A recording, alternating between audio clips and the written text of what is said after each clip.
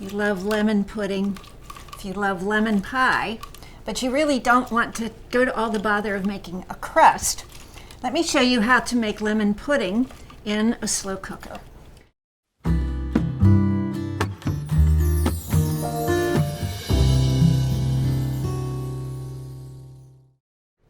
So we're going to begin. I've juiced my lemon, but we're going to begin first of all by putting together the dry ingredients, some sugar, some flour, and some salt, just to give it a little brightness. Stir that together, and then create kind of a well in the middle, and that's where you're going to put the wet ingredients. And we do that so that you can distribute them very evenly among the dry ingredients. In go 3 egg yolks, and then buttermilk. Mix that in because that's going to add a very wonderful tang to this lemon pudding that you're making. And then the lemon juice, which has been caught in the very bottom of our juicer, and you get it without seeds. Now we're ready to give it a few good stirs, and what we're aiming for here is a very smooth batter.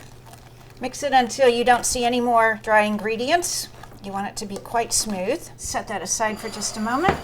Put the egg whites into a bowl of their own, because we're going to whip them just until soft peaks form.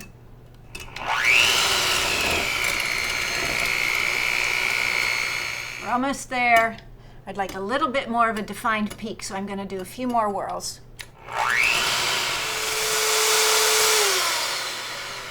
So I'm going to test it again. That's exactly what I'm looking for, nice soft peaks. Bring back the wet ingredients, and now we're going to gently fold these whites into the mixture that we've already prepared. The idea is to retain the airiness that we've just beaten into the egg whites, but mix it ever so gently in with the rest of the wet ingredients. We don't want to deflate those wonderful air bubbles that we've worked so hard to get. All right, and now we're ready to pour it into the slow cooker. We've greased the interior. Smooth it over, just so it's nice and even on top. On with the lid, and don't forget to turn on the switch. We're going to bake this at high for an hour and a half to 2 hours, and then allow about a 30-minute cooling period as well, so that the pudding is room temperature by the time you eat it. You fixed it, now forget it. So let's see what's been happening with our lemon pudding. Beautifully browned. I want to give it the jiggle test. Look at that. It's set up. I don't see anything soupy flowing around the edges. We've let it set for 10 minutes in order to firm up, and now we're going to give it the true test.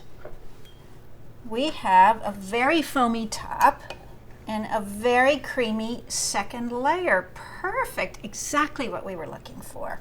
Let's top this off with a fresh sprig of mint, just a little bit of confectioner's sugar dusted over top.